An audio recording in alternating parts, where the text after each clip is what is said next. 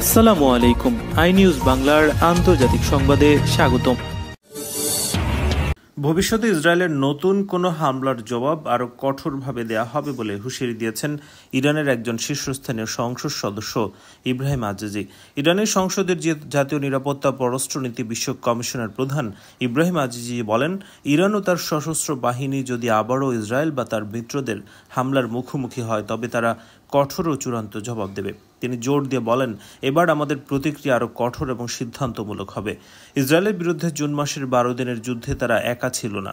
এই যুদ্ধে যুক্তরাষ্ট্রসহ একাধিক দেশ ইসরায়েলকে সামরিকভাবে সহযোগিতা করেছে। এই সংঘর্ষকে কেবল ইরান ও ইসরায়েল যুদ্ধ হিসেবে দেখলে ভুল হবে, বরং একাধিক দেশ এতে সক্রিয়ভাবে অংশ নিয়েছে। আজিজি জানান, ইরানের সামরিক হামলার জবাবে যুক্তরাষ্ট্রের ইরানের পররাষ্ট্রমন্ত্রীর কাছে মার্কিন দূত স্টিভ উইটকফের মাধ্যমে যুদ্ধবিরতির বার্তা পাঠায়। তারা এখন ইরানের ক্ষমতা বুঝতে পেরেছে। চলতি বছরের 12 জুন ইরানে হামলা শুরু করে ইসরায়েল। এতে বহু শীর্ষস্থানীয় সামরিক কমান্ডার, পারমাণবিক বিজ্ঞানী ও সাধারণ বেসামরিক নাগরিক নিহত হয়। এর প্রতিক্রিয়ায় ইসলামী বিপ্লবী গার্ড বাহিনীর নেতৃত্বে ইরানের সশস্ত্র বাহিনী অপারেশন ট্রু প্রমিস 3 নামে একটি শক্তিশালী এবং নজিরবিহীন প্রতিশোধমূলক অভিযান চালায়। এই অভিযানে প্রথমবারের মতো বহু দেশীয়ভাবে উন্নত নতুন প্রজন্মের ক্ষেপণাস্ত্র ব্যবহার করা হয়।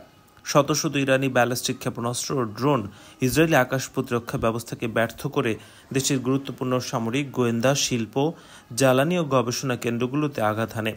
এরপর গত 24 জুন থেকে যুক্তরাষ্ট্রের প্রেসিডেন্ট ডোনাল্ড ট্রাম্পের মধ্যস্থতায় যুদ্ধবিরতি কার্যকর হয়। ফিলিস্তিনের গাজা উপত্যকার গাজা সিটির বাসিন্দাদের দক্ষিণে সরে যাওয়ার সতর্কবার্তা দিয়েছে ইসরায়েলি সেনাবাহিনী। এরপর তারা একটি উঁচু ভবনে বিমান হামলা চালায়। এই প্রতিবেদনে তথ্য জানিয়েছে রয়টার্স। গত কয়েক সপ্তাহ ধরে ইসরায়েলি বাহিনী শহরের উপকণ্ঠে আক্রমণ চালাচ্ছে, কেননা ইসরায়েলি প্রধানমন্ত্রী বেনিয়ামিন নেতানিয়াহু সেনাবাহিনীকে গাজা শহর দখলের নির্দেশ দিয়েছেন। নেতানিয়াহু বলেন, গাজা শহর হামাসের একটি শক্ত ঘাঁটি এবং এটিকে দখল করা হামাসকে পরাজিত করার জন্য অত্যাবশ্যক। গাজা সিটিতে ইসরায়েলের নতুন করে শুরু করা এই অভিযানে লাখ লাখ ফিলিস্তিনি আবারও বাস্তুচ্যুত হওয়ার আশঙ্কা দেখা দিয়েছে।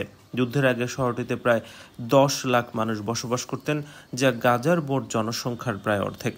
ইসরায়েলি সেনাবাহিনীর মুখপাত্র অভিচাই আদ্রিয়া সামাজিক যোগাযোগ মাধ্যম এক্সে এক পোস্টে লেখেন, গাজা শহরের বাসিন্দাদের দক্ষিণ গাজার খান ইউনিসের একটি উপকূলবর্তী নির্ধারিত এলাকায় চলে যেতে বলা হয়, যেখানে তাদের খাদ্য, চিকিৎসা এবং আশ্রয় সুবিধা দেওয়া হবে। এই এলাকাটি একটি মানবিক এলাকা হিসেবে হিউম্যানিটেরিয়ান জোন সেনাবাহিনী শহরের নির্দিষ্ট এলাকায় বসবাসরত নাগরিকদের সরে যাওয়ার সতর্কতা দিয়েছে এবং ওই এলাকায় হামলা চালানো হবে। পরবর্তীতে ইসরায়েলি সেনাবাহিনী গাজা শহরে একটি উঁচু ভবনে বিমান হামলা চালায়। তাদের দাবি ভবনটি হামাস ব্যবহার করছে, যদিও তারা তাদের দাবির পক্ষে কোনো প্রমাণ দেয়নি। এছাড়া তারা এও দাবি করেছে যে হামলার আগে বাসিন্দাদের সতর্ক করা হয়। ইসরায়েলি প্রতিরক্ষা মন্ত্রী ইসরায়েল কাটজ এক্সে এক ভিডিও শেয়ার করেন, যাতে বহুতলী ভবনকে ধসে হয়ে ধূলিকণায় ভরে যেতে দেখা যায়। তবে এ হামলায় তাৎক্ষণিকভাবে হতাহতের কোনো খবর পাওয়া যায়নি। ইসরায়েলি সেনাবাহিনীর দাবি, ভবনটির হামাসের গোয়েন্দা কার্যকলাপের জন্য ব্যবহার করা হচ্ছিল এবং এর আশপাশের বিস্ফোরক বসানো ছিল। তবে হামাস এই অভিযোগ অস্বীকার করে বলেছে, ভবনটি বাস্তুচ্যুতদের জন্য ব্যবহৃত হচ্ছিল। হামাস এক বিবৃতিতে বলছে, এই টাওয়ারগুলো কড়া নজরদারির আওতায় থাকে এবং কেবল বেসামরিক ব্যক্তিদের প্রবেশের অনুমতি দেওয়া হয়।